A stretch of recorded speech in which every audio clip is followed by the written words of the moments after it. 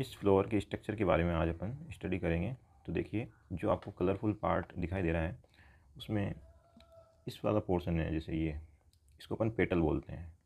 ठीक है। अब कितने पेटल है इसमें? 1 2 3 4 5 पेटल है।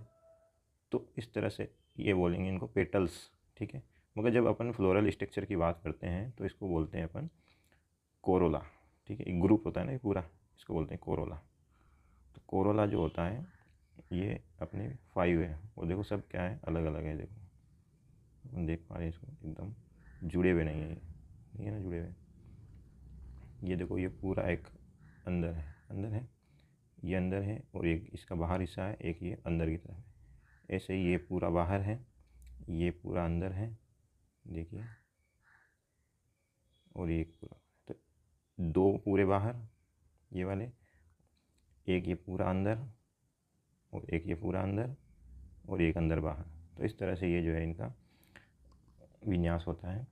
अब यहाँ देखेंगे अपन, इसका जो नीचे वाला पोर्शन है, इसके अंदर आप देख पा रहे हैं, ये देखिए, ये है आपके ग्रीन पार्ट जो होता है, इसको बोलते हैं अपन सेपल। सेपल जो होते हैं, इनके जो ग्रुप होते हैं इनको बोलते हैं केलिक्स, और इसको के से लिखते हैं। ठीक है, के से लिखते हैं।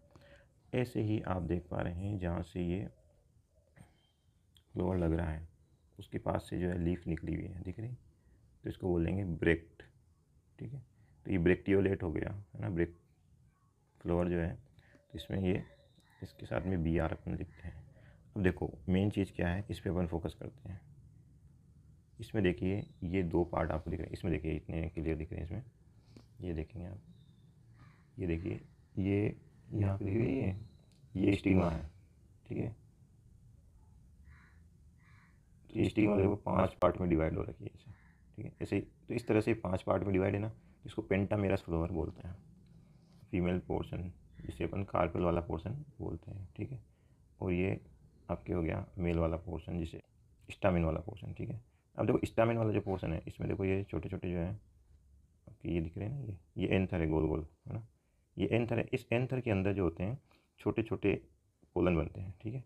ये पोलन ही क्या कहलाते हैं? माइक्रोस्पोर कहलाते हैं। और ये पोलन यहाँ से निकल के स्टिग्मा पे जाएंगे। ठीक है। और जर्मिनेट करेंगे।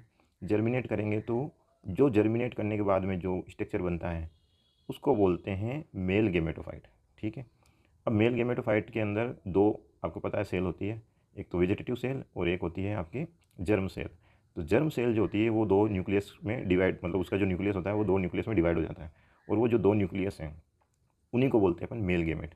और वो जो है यहाँ से जो है इस ट्यूब से होते हुए अंदर की तरफ जाएंगे। ठीक है। और जहाँ ओवेरी है अंदर तक पहुँच जाएंगे, यहाँ तक। और ओवेरी के अंदर होता है ओव्यूल। तो ओव्यूल जो होता है यहाँ पे, उस ओव्यूल को बोलते हैं मेगास्पोरेंजियम। क्या बोलते हैं? मेगास्पोरेंजियम। तो जैसे जैसे यहाँ पे देखो, ये ओवेरी डेवलप हो रही है, यहाँ पे ये दिख रही है, ये वाली, ये वाला पोर्शन दिख रही है। तो इस तरह से आप क्या देख रहे हैं कि जो ओवेरी के अंदर, जैसे यहाँ पे मियोसिस होने के बाद में ये पोलन बने ना, वैसे ओवेरी के अंदर भी क्या होते हैं, जो ओव्यूल होता है, ओव्यूल के अंदर भी मियोसिस होता है। और मियोसिस होने के बाद में उसमें 4 सेल बनती है, आपको बताइए। और चारों सेल क्या बनाती है? मेगास्पोर बनाएगी पहले तो। मेगास्पोर जो बनते हैं, 4 मेगास्पोर बनाएगी। वो मेगास्पोर क्या करेंगे, बाद में 3 तो डी जनरेट हो जाएंगे, मतलब 3 खत्म हो जाते हैं और 1 बचता है। और एक जो मेगास्पोर होता है वो साइज़ में बड़ा हो जाता है। और साइज़ में बड़ा होने के बाद में उसके अंदर जो है फिर माइटोसिस होता है, मतलब उसके अंदर क्या होगा, फिर समसूत्री विभाजन होगा, जिससे क्या होंगे कि एक केंद्रक से 2 केंद्रक बनेंगे, 2 से 4 बनेंगे, 4 से 8 बनेंगे। तो इस तरह से 8 केंद्रकों का एक कोशिका बन जाती है। तो उस संरचना को अपन बोलते हैं फीमेल गेमेटोफाइट। क्या बोलेंगे? Female gametophyte. और ये फीमेल गेमेटोफाइट जो है फीमेल गेमेट बनाता है, जिसमें से उस 8 में से एक जो सेल न्यूक्लियस होता है वो एक सेल बनाता है, बाकी 3 तो एंटीपोडल सेल बनाते हैं, 2 सिनर्जिड सेल बनाते हैं, और 2 बीच के अंदर जो पोलर न्यूक्लियाई होते हैं वो बनते हैं। तो इस तरह से उसके अंदर जो है ये फीमेल गेमेटोफाइट बन जाता है। अब फीमेल गेमेटोफाइट में फीमेल गेमेट बन गया एक सेल, और यहाँ पे जो है मेल गेमेट बन गए। ये यहाँ से पोलन ट्यूब के थ्रू यहाँ पहुँचेंगे और उसके अंदर फर्टिलाइजेशन होगा। तो क्या बनेगा? जाइगोट बनेगा। जाइगोट बनेगा तो वो क्या बनाएंगे? एम्ब्रियो बनाएंगे डेवलप करके। और इस तरह से वापस से देखो, गेमेटोफाइट की जो स्टेज होती है ना वो थोड़े दिनों की होती है, थोड़े टाइम की होती है, इसलिए आपको दिखाई नहीं देती। तो गेमेटोफाइट जो है यहाँ पे थोड़े दिन के लिए बनेगा, और फिर उसके बाद में वापस से इसके अंदर स्पोरोफाइट स्टेज आ जाएगी। क्योंकि सीड जो है वो कौन सी स्टेज में बनता है? वो गेमेटोफाइट से जब फर्टिलाइजेशन होने के बाद में वो जो सीड बन मतलब एम्ब्रियो बनता है वो कौन सी स्टेज स्टार्ट हो गई वहाँ पे, स्पोरोफाइट स्टेज स्टार्ट हो गई। तो स्पोरोफाइट स्टेज स्टार्ट हो गई तो इसका मतलब क्या है, अब वापस जब उसको लगाओगे तो ये जो पौधा बन रहा है ये कौन सी कंडीशन में है, स्पोरोफाइट कंडीशन में है। क्योंकि यहाँ जब स्पोर बनते हैं लास्ट में, जैसे अभी पौधा वापस से बड़ा होगा उसमें फ्लोर आएंगे और यहाँ पे क्या बनेंगे, स्पोर बनेंगे। तो इसकी जो एंड होता है ना, ये डिप्लॉइड स्टेज में है, इसका जो एंड होगा यानी कि ये पोलन जो बनाएगा, पोलन किससे बनाता है, मियोसिस से बनाता है। तो मियोसिस बनने के बाद में पोलन कैसे हो जाते हैं, हेप्लॉइड हो जाते हैं। तो यहाँ तक जब तक पोलन मदर सेल होती है तब तक वो कौन सी स्टेज में रहता है, डिप्लॉइड स्टेज में रहता है। तो इस स्टेज को अपन बोलते हैं स्पोरोफाइट अवस्था, यानी कि ये अपनी एंड की जो स्टेज होती है उसमें क्या बनाएगा, स्पोर बनाता है। और वापस स्पोर जो है डिप्लॉइड होते हैं, फर्टिलाइज करते हैं, गेमेट बनाते हैं, वो से जर्मिनेट होकर क्या बनाते हैं, गेमेटोफाइट बनाते हैं। और गेमेटोफाइट जो है वापस से गेमेट बनाते हैं और वो फ्यूजन हो जाता है, फिर वापस से कौन सी जनरेशन आ जाती है, स्पोरोफाइट।